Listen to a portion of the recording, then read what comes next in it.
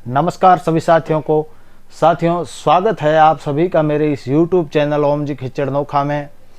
साथियों, अब जो वीडियो आएंगे लगातार मेरे आगे के वो चुनाव से संबंधित होंगे, क्योंकि राजस्थान में चुनावी बिगुल बज चुका है। राजस्थान का जो है चुनावी रण शुरू हो चुका है, और जब चुनाव हो और चुनाव की बातें ना हो तो ये कहाँ तक जायज़ है।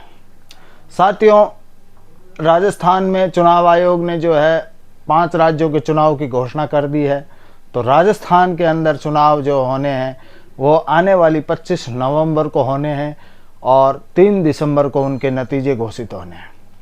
साथियों, 3 दिसंबर को हमें पता चल जाएगा क्या कांग्रेस सरकार रिपीट हो रही है या फिर भाजपा 5 साल बाद दोबारा सत्ता में काबिज होगी। उन तमाम जानकारियों को हम आपके साथ शेयर करेंगे और आने वाले दिनों में हम चुनाव से संबंधित और भी आपके लिए जो है अच्छे वीडियो बनाएंगे।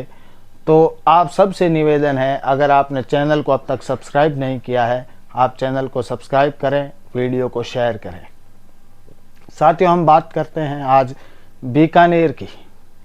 बीकानेर संसदीय क्षेत्र में 7 विधानसभा क्षेत्र हैं और 7 में से जो है एक विधानसभा श्री डूंगरगढ़ में भाजपा के प्रत्याशी जो है ताराचंद सारस्वत को टिकट मिल चुका है और वो चुनाव मैदान में उतर चुके हैं।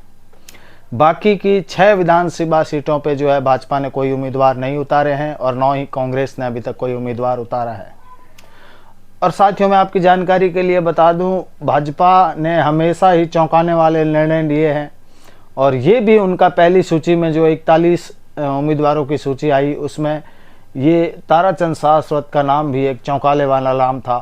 क्योंकि 2018 चुनाव की हम बात करेंगे तो भाजपा के लिए श्री डूंगरगढ़ विधानसभा क्षेत्र सबसे कमज़ोर साबित हुआ था। यहाँ पे भाजपा नंबर 3 पर रही थी और यहाँ से गिरधारी लाल मैया चुनाव जीते थे। नंबर 2 पर यहाँ जो है कांग्रेस थी और नंबर 3 पर भाजपा थी, लेकिन भाजपा ने इस बार यहाँ पे जो है पहली ही सूची में श्री डूंगरगढ़ से उम्मीदवार को उतार दिया है। वहीं दूसरी तरफ हम देखें तो बीकानेर पूर्व की जो है 3 बार की जीती हुई सिद्धि कुमारी को अभी तक टिकट नहीं मिला है। वहीं लोनकंसर की बात करें तो सुमित गोदारा वहां पे पिछला चुनाव जीते थे भाजपा से, उनको टिकट नहीं दिया गया है। वहीं नोखा की बात करें तो नोखा विधानसभा से बिहारी बिश्नोई ने रामेश्वर डूडी को यहाँ चुनाव हराया था, लेकिन उनको भी पहली सूची में जो है शामिल नहीं किया गया है। तो कहीं न कहीं भाजपा के कार्यकर्ताओं में, भाजपा के जो पदाधिकारी हैं, जो भाजपा के वहाँ लोकल फॉलोवर हैं, उनको कहीं न कहीं एक चिंता का विषय है, उनके लिए चर्चा का विषय है कि क्या भाजपा इनके टिकट काटेगी या भाजपा इनको टिकट देगी।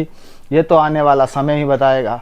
तो हम बात करते हैं ऑल ओवर 7 विधानसभाओं की। तो हम बात करेंगे सबसे पहले डूंगरगढ़ की। डूंगरगढ़ में यहाँ भाजपा ने जो है अपना उम्मीदवार घोषित कर दिया है, ताराचंद सारस्वत। वही कांग्रेस की सूची में अभी तक नाम जो चल रहा है वो यहाँ मंगलाराम गोदारा का नाम चल रहा है। वहीं सुनने में आ रहा है कि यहाँ गिरधारी लाल मैया भी कांग्रेस ज्वाइन कर सकते हैं और वो यहाँ कांग्रेस के प्रबल दावेदार हो सकते हैं। अगर वो यहाँ से चुनाव लड़ते हैं और मंगलाराम गोदारा को यहाँ टिकट मिलती है तो ये यहाँ पे जो है त्रिकोणीय होने की संभावनाएं हैं। तो अभी हम बात करते हैं इधर डूंगरगढ़ की। डूंगरगढ़ में मैंने आपको बताया। अब बात करते हैं हम लोनकंसर की। लोनकंसर में यहाँ वीरेंद्र बेनीवाल कांग्रेस के हमेशा से जो है यहाँ कैंडिडेट रहे हैं पिछले 2-3 चुनावों से, लेकिन इस बार उनको टक्कर देने के लिए कांग्रेस में ही एक प्रबल उम्मीदवारी हुई है, वो राजेंद्र मूंड की हुई है। तो क्या राजेंद्र मूंड यहाँ से चुनाव लड़ेंगे? और भाजपा जो है यहाँ सुमित गोदारा को पहली सूची में अभी टिकट नहीं दी गई है, तो क्या दूसरी सूची में उनको टिकट आएगी? ये तो आने वाला समय ही बताएगा। उसके पास ही हम बात करें खाजूवाला की, तो खाजूवाला से यहाँ गोविंदराम मेघवाल जो गहलोत सरकार में मंत्री हैं, वर्तमान में विधायक हैं, उनकी टिकट लगभग फाइनल है और वो पहली सूची में जो है कांग्रेस जारी करेगी, उनमें उनके नाम आएगा। और भाजपा की यहाँ बात करें तो विश्वनाथ मेघवाल यहाँ से चुनाव लड़ रहे हैं, उनकी जो है दूसरी सूची में नाम आने की पूरी संभावना है। फिर हम बात करते हैं कोलायत की। कोलायत से यहाँ देवी सिंह भाटी की जो है वापसी हो चुकी है भाजपा में, तो देवी सिंह भाटी का यहाँ टिकट लगभग तय माना जा रहा है। वो दूसरी या तीसरी सूची में जैसे भी उनका नाम आएगा और कांग्रेस की यहाँ बात करें तो कांग्रेस से यहाँ भंवर सिंह भाटी लगातार 2 बार चुनाव जीत चुके हैं और इस वक्त गहलोत सरकार में मंत्रिमंडल में शामिल है। तो यहाँ भंवर सिंह भाटी की जो है पहली सूची में नाम आने की पूरी संभावना है। बात करते हैं बीकानेर शहर की। बीकानेर शहर में मैं है जहाँ यहाँ पूर्व का पेच बिल्कुल फंसा हुआ है कांग्रेस के लिए। ये कांग्रेस को सीट निकालना बहुत मुश्किल हो रहा है, क्योंकि हमने पिछले 3-4 चुनावों से देखा है यहाँ भाजपा की सिद्धि कुमारी लगातार 3 बार जीत चुकी है, फिर भी उनको टिकट जो है इस पहली सूची में नहीं दी गई है। तो दूसरी सूची में देखते हैं किसका नाम आएगा। वहीं कांग्रेस की बात करें तो ये बिल्कुल पेच यहाँ फंसा हुआ है।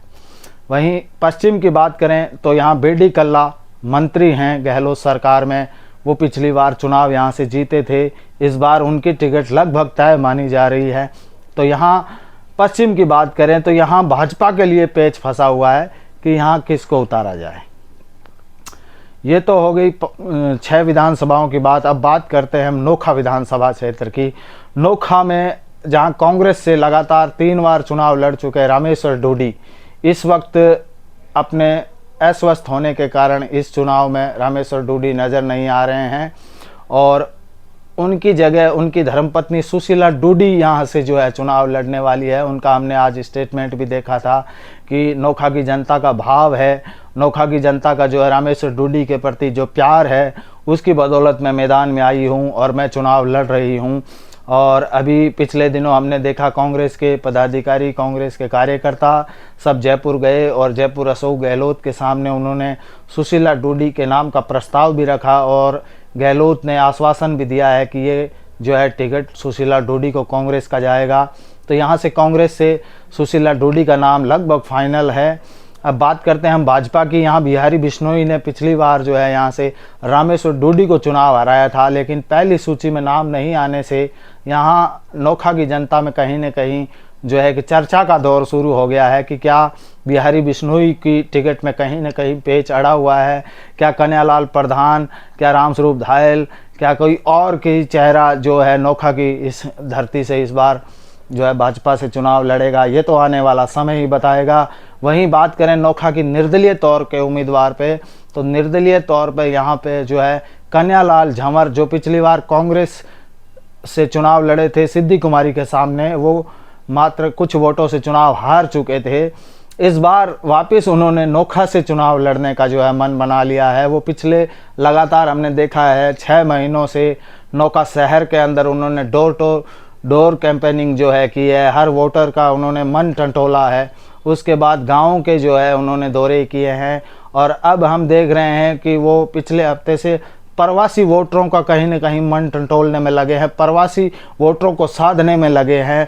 तो नोखा का मुकाबला कहीं न कहीं त्रिकोणीय फाइनल हो चुका है और त्रिकोणीय होगा, क्योंकि कांग्रेस अपना उम्मीदवार सुशीला डूडी को उतार रही है, भाजपा से एक उम्मीदवार आने की पूरी संभावना है और कन्हैयालाल झंवर जो है चुनाव मैदान में उतर चुके हैं। तो नोखा का गणित ऑल ओवर माने तो यहाँ त्रिकोणीय मुकाबला होगा, जैसा कि हमने 2008 में देखा था। 2008 में यहाँ त्रिकोणीय मुकाबले में कन्हैयालाल झंवर ने यहाँ बाजी मार ली थी और रामेश्वर डूडी को यहाँ चुनाव हराया। बिहारी बिश्नोई यहाँ से नंबर 3 पर रहे थे। उसके बाद 2013 में भी यहाँ त्रिकोणीय मुकाबला हुआ, लेकिन 2013 में यहाँ रामेश्वर डूडी भारी मतों से चुनाव जीत के और राजस्थान की विधानसभा में गए थे और उन्होंने 5 साल नेता प्रतिपक्ष का पद भी जो है संभाला था। उसके बाद 2018 में यहाँ कांग्रेस और भाजपा का सीधा मुकाबला हुआ। इसमें बिहारी बिश्नोई ने जो है कद्दावर नेता रामेश्वर डूडी को यहाँ चुनाव हराया था। अब आने वाले समय में जो है यहाँ भाजपा और कांग्रेस क्या करती है, ऑल ओवर 7 विधानसभा सीटों की हम बात करेंगे आगे के ब्लॉग में। आगे हम बताएंगे कौन सी सीट पे कौन सा समीकरण बैठ रहे हैं। जानकार सूत्रों के हवाले से आज खबर आई है कि दिल्ली में आज कांग्रेस की अहम बैठक हुई है और तकरीबन 100 नाम का जो है फाइनल पैनल तैयार कर दिया गया है। सिंगल नाम पैनल लगभग तैयार है उन 100 नामों की और उनकी जो है काउंटडाउन शुरू हो गया है। कभी भी कांग्रेस अपनी पहली सूची जारी कर सकती है। वहीं भाजपा में जो है जेपी नड्डा की अध्यक्षता में हमने देखा था, अभी 2 दिन पहले एक मीटिंग जयपुर में हुई, आज हमने देखा दिल्ली में एक मीटिंग हुई है। तो दूसरी सूची भाजपा ने भी तैयार कर ली है और कांग्रेस की पहली सूची भी तैयार है। तो अब आने वाले समय में कल या परसों जो है इनकी सूचियां जारी हो जाएगी। तो नेताओं की जो दौड़ है, टिकट की जो टिकटिकी लगी हुई है, नेता जो जयपुर और दिल्ली की जो भागदौड़ कर रहे हैं, कहीं न कहीं उस सूची में नाम आने के बाद वो जनता के बीच जाएंगे और जनता का मन टटोलेंगे। लेकिन अभी वो एक सुबह दिल्ली, दोपहर जो है जयपुर और शाम को वापस नोखा, ये भागदौड़ उन नेताओं में लगी हुई है। तो साथियों, आने वाले चुनाव में, आने वाले उस समय में जो है और भी रोचक जानकारी हम आपको देंगे। इन्हीं आशाओं के साथ मैं फिर आपके लिए है एक नया वीडियो लेके आऊँगा। तो जल्द मुलाकात होगी। बने रहिए आप मेरे इस YouTube चैनल ओम जी खिचड़ नौका के साथ। और वीडियो अच्छी लगे तो अपने यार दोस्तों के साथ शेयर कीजिए और चैनल को ज़रूर सब्सक्राइब कीजिए। इन्हीं आशाओं के साथ जय हिंद, जय भारत।